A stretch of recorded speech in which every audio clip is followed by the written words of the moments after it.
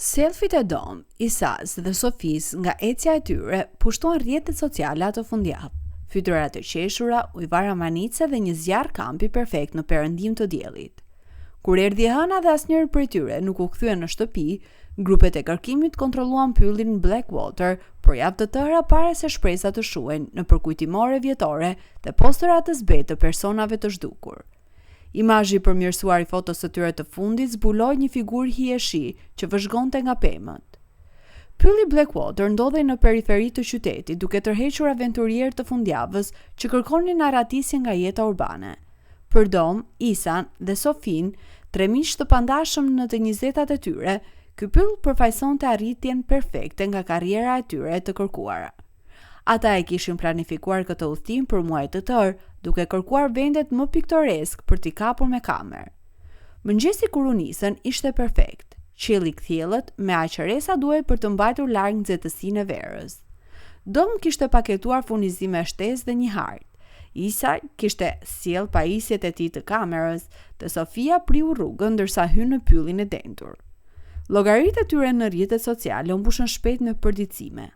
Fotet e para i tregonin ata në fillim të shtegut me buzëqeshje të emocionuar, ndërsa dita përparonte ndjekësit e tyre ndoqën udhëtimin përmes imazheve të ujvarave, formacioneve unike shkëmbore dhe pikave panoramike. Me afrimin e mbrëmjes ata postuan atë që do të bëhej përditësimi i tyre i fundit, një foto të treve të ulur rreth një zjarri kampi, fytyrat e ndriçuara nga shkëlqimi portokallin ndërsa dielli perëndonte. Mbi shkrimi thjesht thoshte: "Dita e parë u plotësua, asgjë nuk e kalon natyrën dhe miqt më të mirë." Pastaj, heshtje. E hëna në mëngjes erdhi dhe asnjëri prej tyre nuk u shfaq në punë. Në mbrëmje shqetësimi u rrit. Thirrjet shkuan direkt në postën zanore, mesazhet me tekst mbetën të padërguara. Antarët e familjes kontaktuan autoritetet duke shpjeguar se kjo sjellje ishte krejtësisht e pazakontë. Pjesa e parë e kërkimit hyri në pyllin Blackwater në agim të martën. Vullnetarët punuan përgjatë shtiqeve, ndërsa kalonin ditët, kërkimi u intensifikua. Helikopterët skanuan nga larg, ndërsa qenë kërkimin ndiqnin gjurmët e aromës që zhdukeshin misteriozisht në një rrugë dheu që kalonte nëpër skajin lindor të pyllit. Kjo rrugë e përdorur rrallë u bë një pikë shqyrtimi. A ishin larguar vullnetarisht me dikë? A ishin detyruar të hynin në një automjet? 2 javë pas kërkimit, autoritetet gjetën kampin e tyre në një lëndin të vogël. Tenda e tyre qëndronte, me çanta gjumi të rregulluara me kujdes brenda. Zjarri i kampit përmbante hi të ftohtë.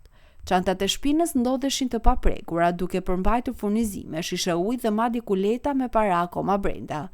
Skena nuk tregonte shenja lufte, duke sikur të tre ishin zhdukur. Ndërsa operacionet e kërkimit vazhduan, komunitetet online filluan të analizonin postimet e fundit të miqve. Një përdorues i internetit me sy të mpret vuri re diçka shqetësuese në foton e tyre të fundit të zjarrit të kampit. Në sfond, pjesërisht i fshehur mes pemëve, qëndronte një figurë e veshur me të zeza. Imazhi ishte i turbull dhe i errësuar nga hijet, por silueta ishte padyshim njerëzore.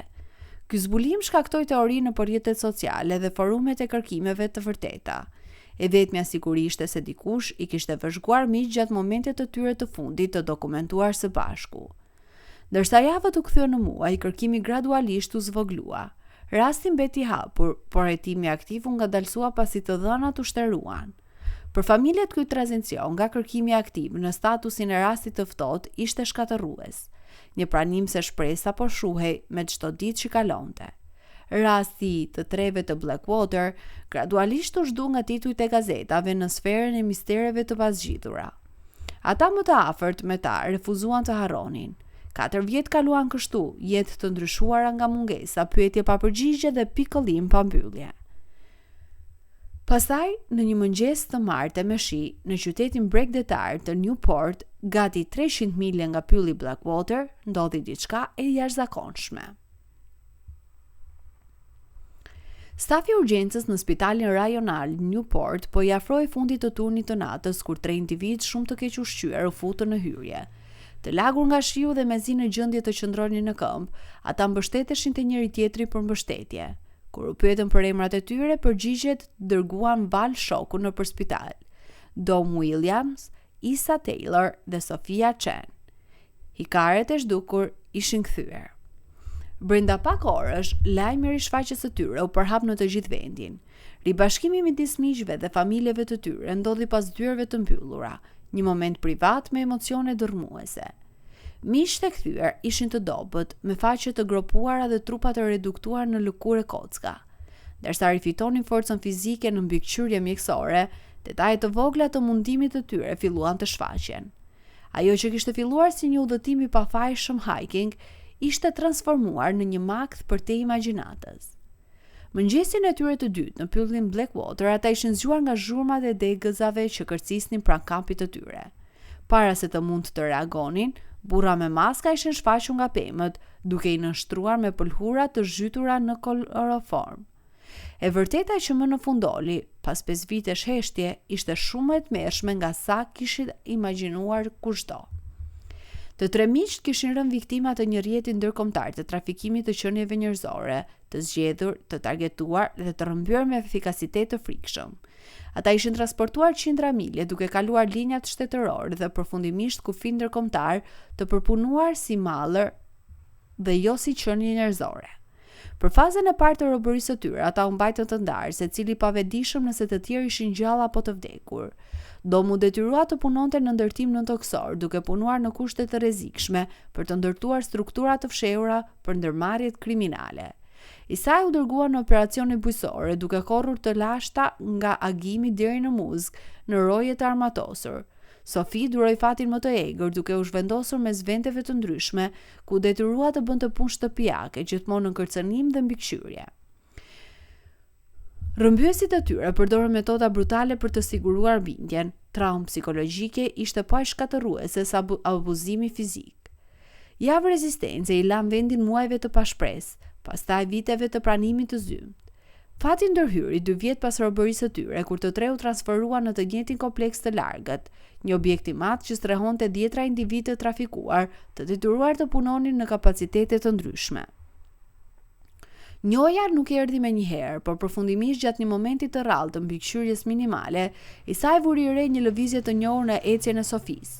Ditë më vonë domu sol në të njëjtën zonë, kundër të gjitha gjasave, të tre miqt ishin gjetur përsëri. Për 3 vjet të tjera ata ekzistonin në këtë gjendje robërie të kontrolluar, por tani me një ndryshim kritik. Kishin njëri tjetrin. Në biseda të përshpëritura gjatë momenteve të shkurtra larg kamerave dhe rojeve, ata ngadalë rindezën lidhjen e tyre.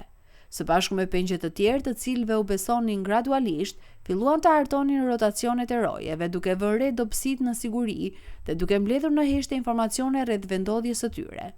Për muaj të tërë ata filluan të mbledhin dhe fshehin materiale të ndeshme, materiale pastrimi, vaj, gatimi, çdo gjë që mund të krijonte një diversion. Ditën kur erdhi mundësia e tyre, plani u vu në veprim me zjarre të vendosura strategjikisht në ndërtesa të shumta, duke krijuar kaos dhe duke tërhequr rojet larg posteve të tyre. Ndërsa alarmet bërtisnin dhe tymi mbushte ajrin e natës, pengjet u shpërndan në drejtime të paracaktuara. 3 miq së bashku me 5 të tjerë shfrytëzuan konfuzionin për të kaluar nëpër një pjesë të gardit të dëmtuar në një stuhi të fundit.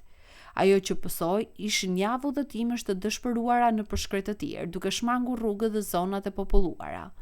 Përfundimisht ata arritën në një komunitet të vogël bujësor, ku një çift i moshuar, duke parë gjendjen e tyre të dëshpëruar, i lejoi të bënin një telefonat që do të ndryshonte gjithçka. Kur u pyetën për figurën misterioze në foton e tyre të fundit të zjarrit të kampit, e vërteta zbuloi diçka edhe më rënqetse. Personi kishte qenë një zbulues për rrjetin e trafikimit, duke monitoruar objektivat potencial gjatë gjithë ecjes së tyre. Operacioni nuk ishte i rastësishëm, ishte i llogaritur. Rruga e dheut ku qente kërkimit humbur gjurmët e tyre, kishte qenë vërtet pika e nxjerrjes ku ata u ngarkuan në automjet dhe u larguan nga pylli. Ky zbulim çoi jetuesit të zbulonin një operacion të gjatë trafikimi që shtrihej në 3 vende. 27 viktima të tjerë u liruan dhe 10 autor në nivele të ndryshme u arrestuan. Sot Dom, Isai dhe Sophie përballen me detyre monumentale të rindërtimit të jetëve që u ishin vjetur. Rimëkëmbja fizike erdhi së pari duke adresuar keq-ushqyerjen, lëndimet e patrajtuara dhe problemet shëndetësore që u zhvilluan gjatë robërisë. Shërimi psikologjik dëshmohet më sfidues, me specialistë të traumës që i ndihmojnë ata të përpunojnë 5 vjet abuzim dhe shfrytëzim sistematik. Historia e tyre ka zbuluar se viktimat e trafikimit nuk janë vetëm ata nga sfondet socio-ekonomike të prekshme, por mund të përfshin çdo, madje edhe 3 miq në një udhëtim hiking fundjavë që postuan një foto tepër.